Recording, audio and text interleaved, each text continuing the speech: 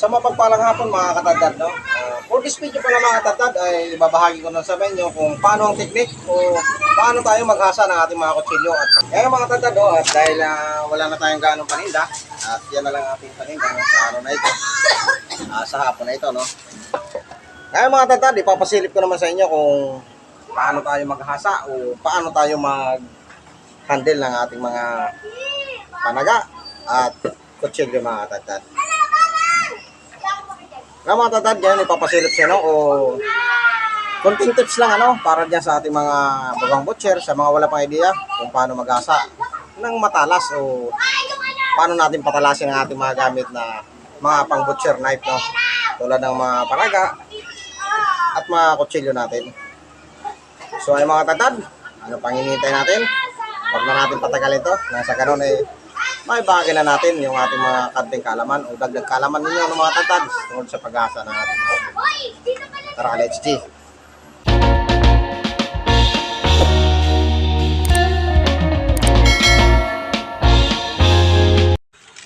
Ditong mga katantad, no, ay kinakailangan natin yung sangkalan at ang gagamitin ko nga dito dahil wala na akong paninang isda ay itong sangkalan ng ating isda. At siyempre naghanda tayo dito ng tubig mga katantad. Oo mga katantad, tubig, kailangan natin ng tubig sa pag-aasa ng ating mga knife. Kasi mga katantad ay kailangan talaga may tubig dito, no.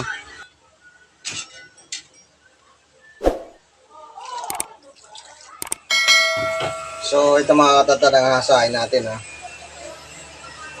Ito yung mga tatad, ito yung ginagamit ko pang tastas at ito naman ginagamit ko pang laman, no. Ngayon mga tatad, itong dalawa na ito ay magkaiba ito ng hasa, no. Kumbaga ito ay hindi natin nininipisan ng lamangan nito, no. Yung talim, gawa ng purpose natin dito ay yung pangbuto. Ito yung tinataga natin sa ribs, no, o pagkakalas natin ng ating baboy paninda. Ito naman, at laman naman ng hinihiwa nito mga katadad, ay medyo manipis. Napapansin nyo, no, medyo manipis ang hasa natin yan, gawa ng panglaman niya ito. So sa teknik mga katadad, ay ganito lang, no. Yan, ito ang ating unang hasain.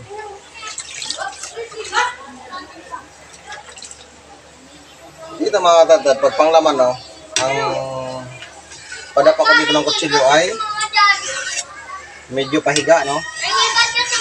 Yan. Dito pala mga katadad, no, ay nag-silent na tayo, gawa ng ang iingay nga ng mga bata, no, at hapon nga ngayon at ito ang oras ng laro ng mga bata. At dito nga mga katadad, nag-umpisa na ako maghasa at ito ang inuna nga natin dito mga katadad ay yung ating panglaman. At sa paghasa ko mga katadad ng panglaman, no, ay nakikita nyo, no, padapa yung ating panaga sa inilapat natin ang padapa dito sa ating ano, no, sa ating hasaan. Sense yan na sense yan mga katadad, no, na itong ating panaga ay kailangan medyo manipis yung ating talim dito. At sa nakikita nyo ng mga katadad, yung namumuti na yan, ayan yung talagang pinapatama natin doon sa saan. Ayan. At ito nga mga tatad na panglaman, no, ay laman naman ang hinihiwa natin ito.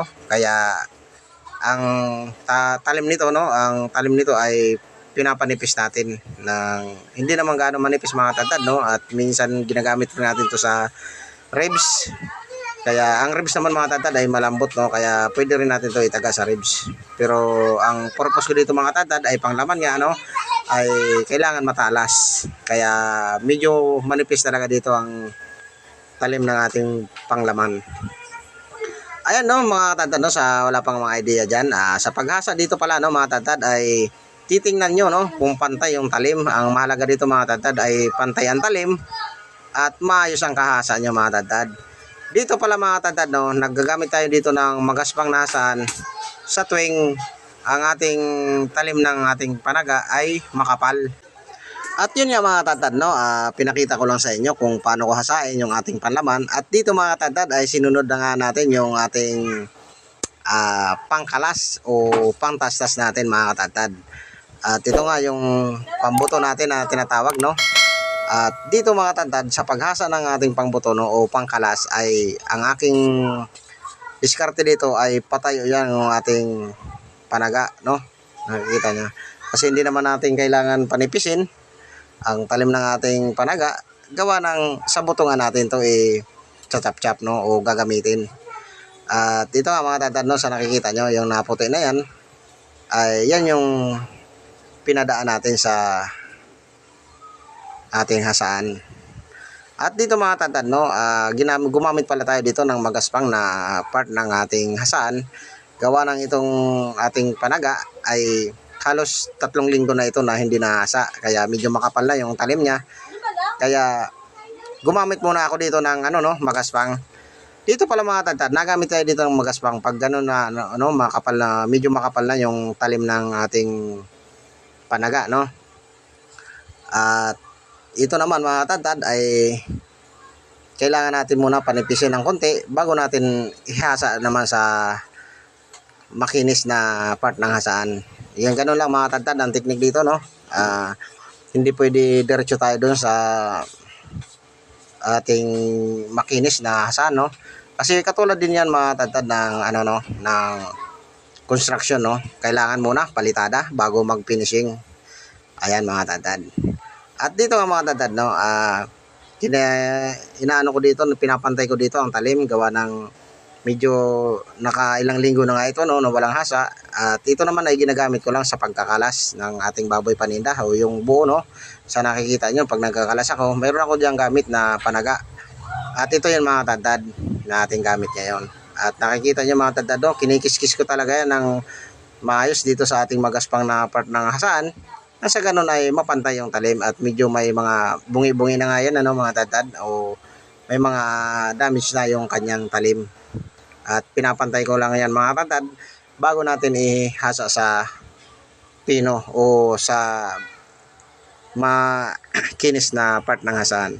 Ayun mga tantad, no, para dyan sa mga ating kabutcher o mga bagong butcher dyan na wala pang idea kung paano ang tamang paghasa ng ating panaga, ay ito sana maintindihan nyo o maunawaan nyo yung mga sinasabi ko dito. At dito nga mga tantad ay hindi na ako at talagang ginilihan ko na sa voice over mga tantad gawa ng napakaingay nga ng mga bata sa time na ito. Gawa ng hapon nga mga tantad, kaya yun, panahon talaga o oras talaga ng laro mga bata. Ay mga tantad, sa nakikita nyo, no, ay napakaganda na ng ating pantay ng talim niya mga tantad. At sisiguraduhin nyo dito, no, o titingnan nyo dito kung pantay ang ating talim bago tayo maghasa dito sa pino. Ayan na mga tantad, hasain na natin sa pino, no, o sa makinis na part. Ito na yung finishing kung tawagin, no. Ayan, papantayin na natin dito yung pinakatalim o yung talas niya mga tantad. Ang sa ganon, pag in-still natin ay wala tayong mararamdaman na gaspang, no, sa pag in-still natin. At since mga tantad, sinyalis yun na maganda yung talim ng ating panaga. Kaya mga tantad, no, sana magustuhan nyo naman o naunawaan nyo yung ibig kong sabihin sa tungkol sa diskarte sa pag-asa. At isusunod ko na dito mga tantad yung ating kutsilyo na ginagamit sa pagkakalas ng ating baboy paninda, no. Ito yung gagamitin ko, papakita ko sa inyo kasi ito mga tantad ay halos kasabayan nito, no. 3 linggo na rin halos na walang hasa itong ating kutsilyo at medyo may na nga rin damage gawa ng aksidente lagi nakakatama sa ating mesa. At yung mesa naman natin mga tantad ay stainless, no, nakikita nyo. At ito na nga mga tantad, hasain na natin ito. Ito yung kutsilyo ko na Solingi na 8 inches. Ayan. Dito pala mga tantad, no, sa kutsilyo na ito ay hindi ako dito nagagamit ng magaspang. Pag naghasa ko ng kutsilyo ay lagi po sa pino or sa makinis na part ng hasaan. Kailangan po ng kutsilyo natin mga tantad ay sa makinis lang po natin ihahasa to, no. Hindi tayo gagamit dito ng magaspang kasi sa pagka gumamit tayo dito ng magaspang mga tantad ay kakainin yung talim ng ating kutsilyo. At ito na nga mga tantad, no, uumpisa na natin. Ganito ako maghasa, no, mga tantad. Sa paghasa naman ng kutsilyo mga tantad ay hindi kailangan mabilis, no. At dito pinapantay natin dito ang talim at sinisigurado natin na maayos yung ating paghasa dito mga tantad. kasi ito nga kutsilyo at ito ang lagi natin ginagamit at kailangan ito talaga maging matalas. Ayun sa nakikita nyo mga tadtad, no? Ganyan lang ang haplos ko ng ating hasaan. At napapansin nyo mga tadtad, mas lamang yung pataas, no, na akin hagod. At gumaganti na lang ako ng pabaliktad ng isa at susundan ko yan ng mga 3 or 4, 5 ganon. Kaya mga tadtad, panoorin nyo mga tadtad kung paano ang tekniko, no? At inuuna ko nga dito yung ating dulo. Kailangan dito mga tadtad yung dulo natin, bandang dulo, no? At yan po ang itinutusok natin sa balat ng baboy para magkaroon natin ng sabitan o may sabit natin yung karne. Ayan, mapakalaga po mga tadtad na may dulo yung ating kutsilyo. At sa nakikita nyo mga tadtad, yung dulo ng kutsilyo, no, ay talagang perfect ang talas at dulo nito mga tadtad. Ayan. Kunting hasa lang ito mga tadtad, no, gawa ng ito ang kagandahan mga tadtad. Pag hinasa nyo, inumpisan nyo ng hasa ang kutsilyo nyo na padapa lang ano sa hasaan ay yun hindi na kayo mahirapan sa susunod. Pag pumurol man ito ay hindi na kayo mahirapan maghasa sa susunod.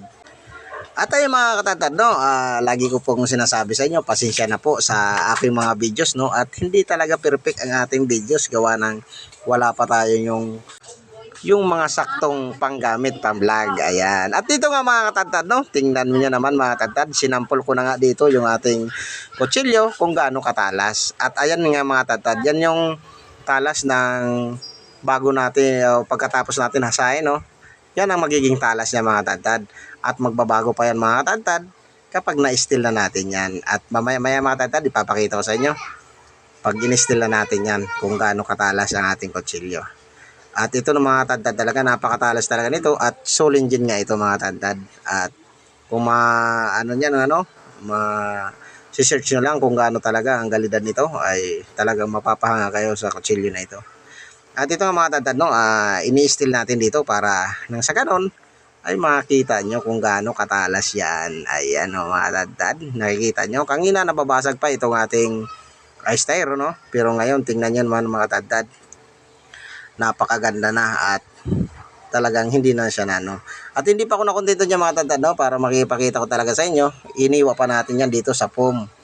Ayan. Kunting hiwa lang yan mga tadtad, talagang napakaganda na. Akala nyo, bleed nyo yung iniwa natin dyan o ginagamit natin yan. At ito pa mga tadtad, hiniwa pa natin yan sa plastic, no, ng ating sabon. Ayan, sa nakikita nyo. Ayan, ganyan katalas mga tadtad ang aking kutsilyo. At ganyan ako mag-asa, no. At sana makuha nyo kung paano ang diskarte ko. Ayan, isang mapagpalang hapon mga tadtad. And then, God bless us all. At kung nagustuhan nyo naman mga tadtad ang videos na ito, paki-like naman, share, and then paki-subscribe na rin mga katadtad para updated pa kayo sa ating mga videos na ating mga ginagawa dito sa Meat Shop ng mga diskarte tindero na makakagaya na lang dito. Ayan mga tadtad. Salamat mga tadtad at lubos na papasalamat ang aking channel sa inyong walang sawang panonood o walang sawang suporta dito sa ating munting channel. Ayan, sa mapagpalang hapon. At kung nagustuhan mo na naman nga ang video na ito mga katadtad, no, at sana dyan sa ating mga bagong butcher, nagustuhan na naman ang ating binahaging video sa araw na ito. Paki-like naman, share, then paki-subscribe na rin mga katadtad para updated ka pa sa ating mga susunod na mga videos, ating mga ginagawa dito sa Meat Shop na makakagaya na lang nito o kaya mga iba't ibang uri ng diskarte tindero. Ay, sa mapapalang araw mga katadtad. God bless us all.